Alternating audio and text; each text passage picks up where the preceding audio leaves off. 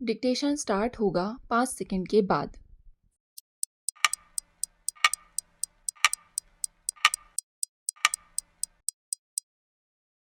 महोदय, लघु उद्योगों व उद्योगों को दिए गए बैंक तथा वित्तीय संस्थानों से कर्जों की वसूली के लिए गठित कर्ज वसूली प्राधिकरण एक दिन में 100-150 मामलों की सुनवाई कैसे कर सकता है?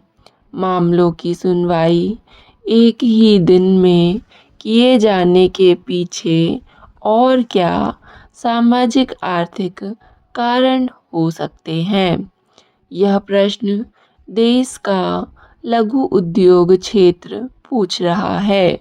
शायद इस प्रश्न का उत्तर सुप्रीम कोर्ट में चल रही उस जनहित याचिका के अंतर्गत मिल सकता है जो कि इस कर्ज वसूली प्राधिकरण के गठन के विरुद्ध चल रही है।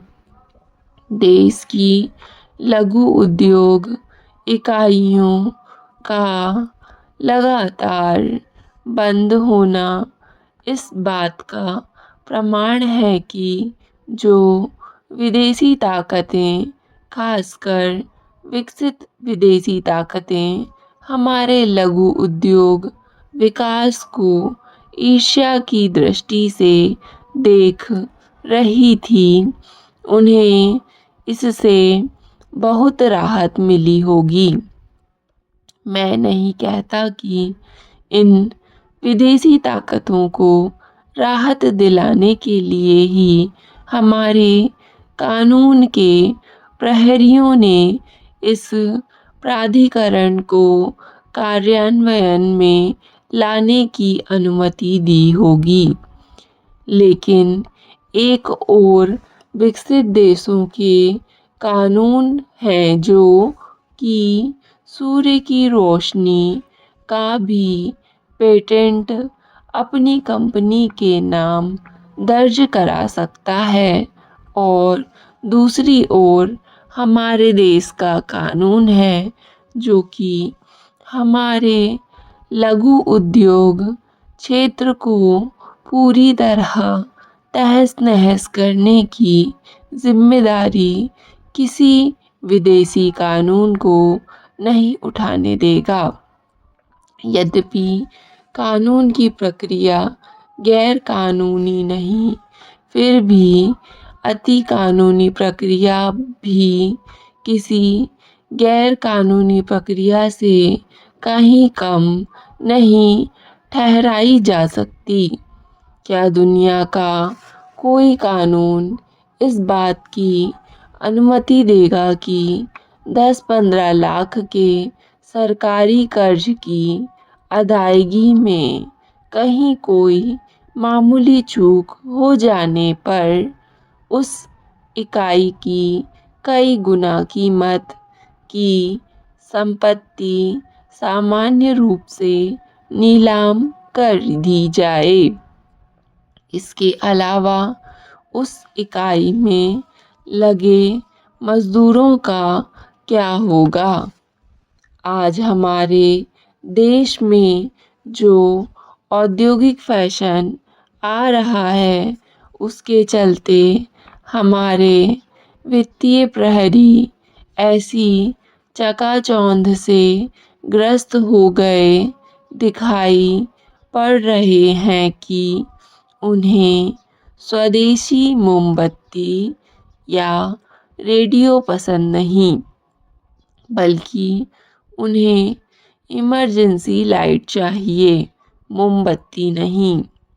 पिछले 2-3 वर्षों से हमारे उद्योग एवं निर्यात क्षेत्र में भारी मंदी का दौर चल रहा है।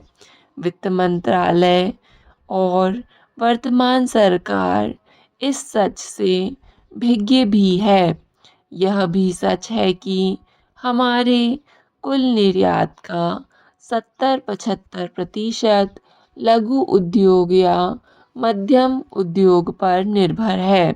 और यदि सुप्रीम कोर्ट इस कर्ज वसूली प्राधिकरण के खिलाफ चल रही जनहित याचिका का निपटान थोड़ा शीघ्र कर दे तो आगे भी हमारा निर्यात 70-80% उन्हीं उद्योगों पर रहेगा।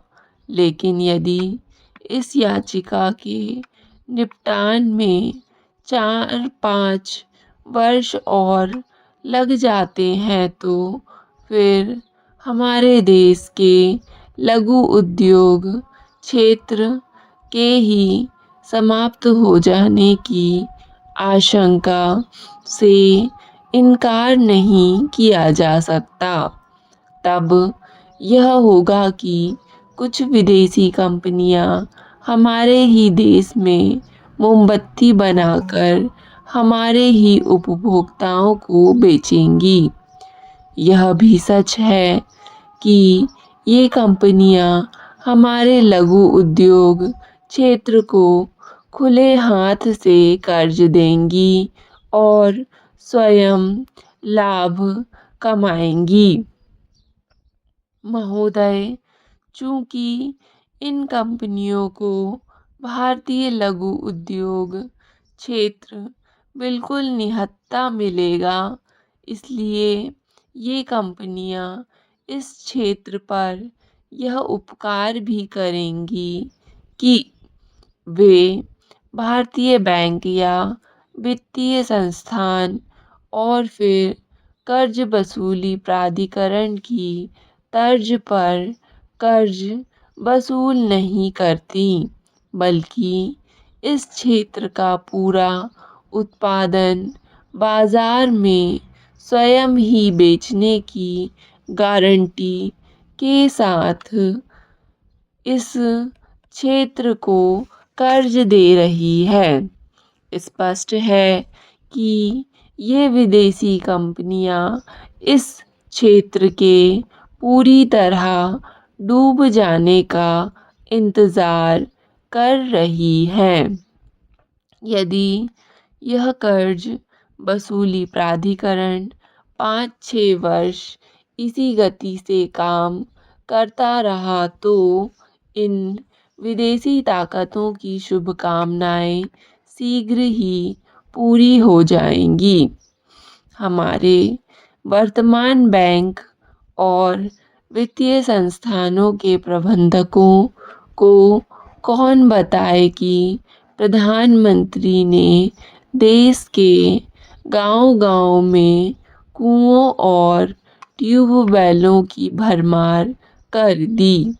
ऐसा नहीं कि उस समय इन बैंकों के अफसरों या अन्य कर्मचारियों ने ग्रामीणों को छोटे छोटे कर्ज देने में आनाकानी नहीं की थी।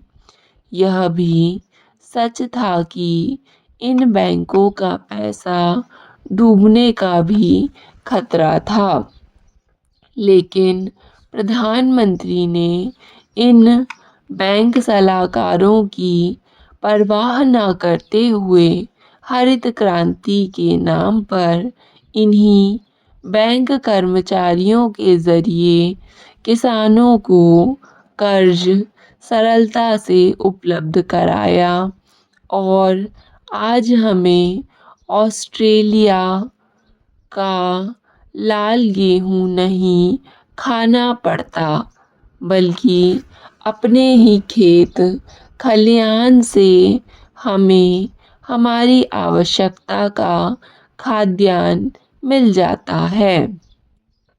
यह उदाहरण इसलिए देना पड़ा ताकि बैंक और वित्तीय संस्थानों के उन कर्मचारियों को संतुष्टि मिल सके जो कि किसी 1 या 2 ट्यूबवेलों पर दिए गए कर्ज की वापसी न होने पर अपनी नींद खराब कर रहे होंगे।